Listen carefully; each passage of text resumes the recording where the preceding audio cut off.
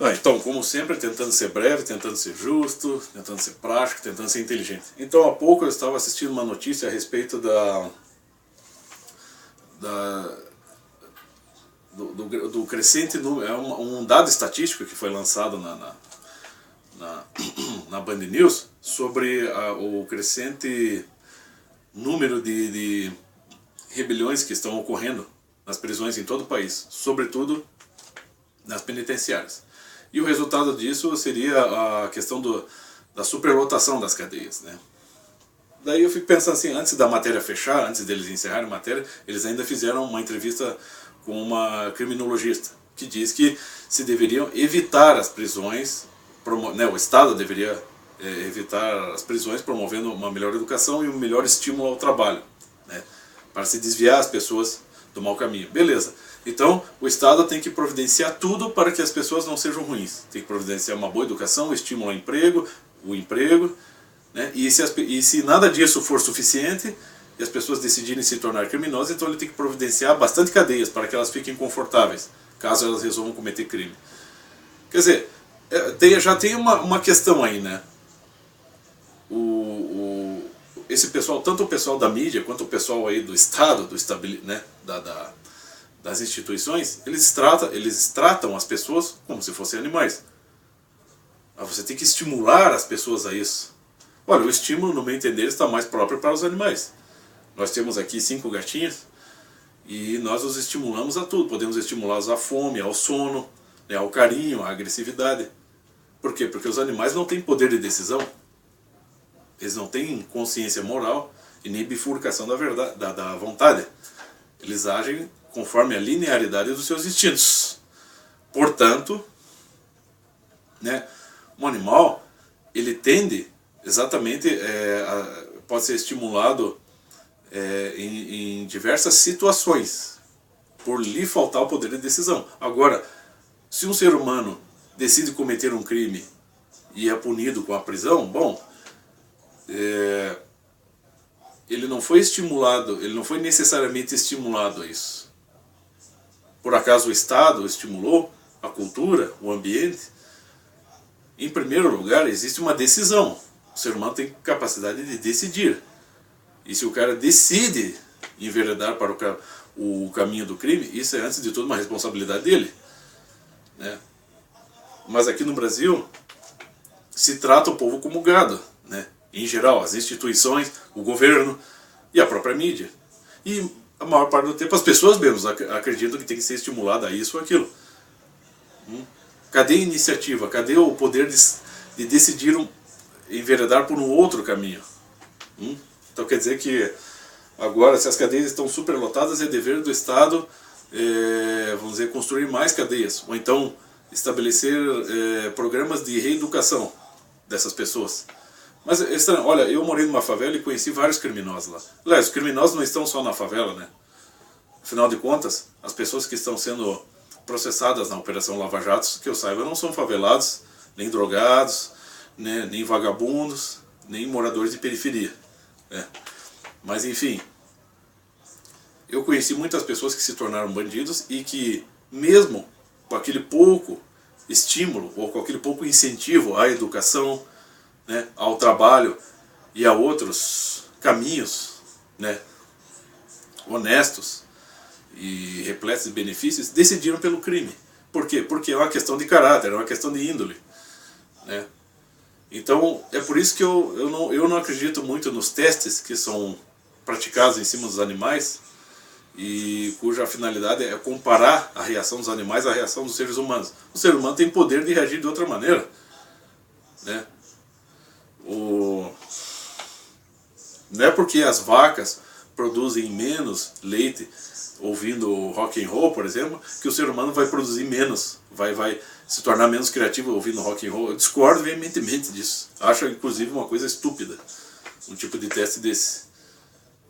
Porque é variado. Uma pessoa pode...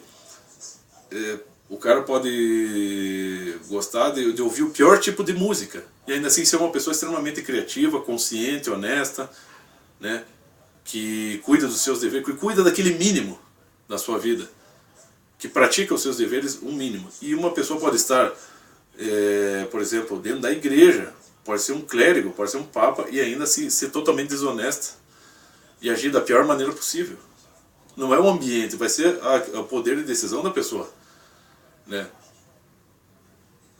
Se há pessoas, vamos dizer, se há supostos católicos praticando coisas ruins, isso não é culpa da Igreja Católica, é culpa das pessoas, dessas pessoas que supostamente são católicas, né, e que não são, no fundo das contas, da mesma maneira.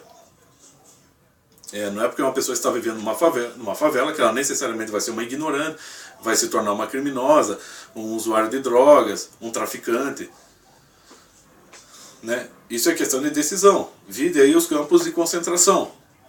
O sofrimento intenso que aquelas pessoas passaram, a maior parte delas sobreviveram aos campos de concentração, né? Por quê? Porque tinham a capacidade de vislumbrar um dever que ia ser cumprido mais lá adiante.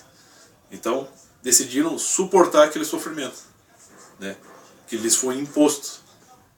Sejam pessoas, sejam anônimos, sejam pessoas famosas, como o Viktor Frankl, por exemplo, ou Bruno Bettelheim, né, Lipotizone, né? Inclusive o Lipotizone já deixou bem claro que a escolha faz o destino, né? O ser humano tem as impulsões, mas o ser humano tem um poder de vamos dizer assim, de cortar essa corrente de impulsões e construir uma ponte para um outro tipo de vida, né? Para ressignificar a sua vida.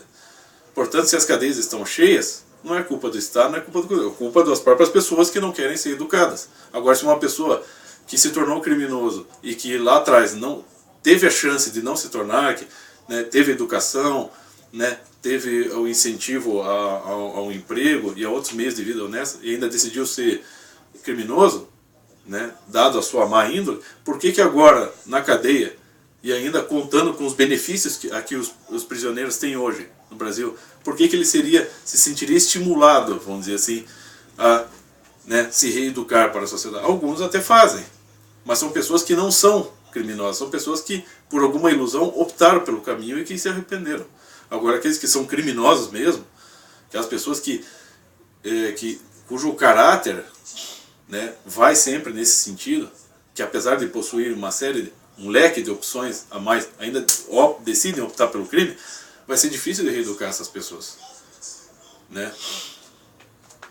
Então, se os criminosos estão se sentindo encorajados e decidem cometer crimes aqui no Brasil, e por consequência as cadeias ficam superlotadas e ainda, por fim, disso resulta em rebeliões e mortes, bom, isso é culpa em primeiro lugar das pessoas que estão cometendo crimes, e não do Estado, nem da sociedade, né?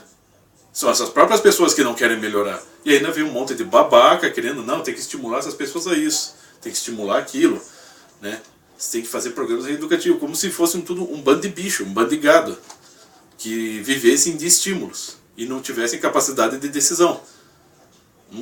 Como eu disse, eu conheci alguns criminosos na favela e eles não queriam mesmo.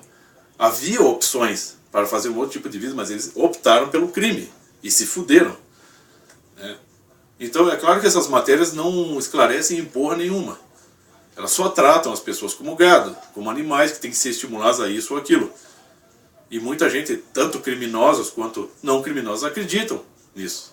Acreditam que os criminosos têm que ser, muitas vezes, receber um tratamento melhor do que as pessoas, os civis, honestos, que estão sendo oprimidos pelo crime dessas pessoas que estão na cadeia, né?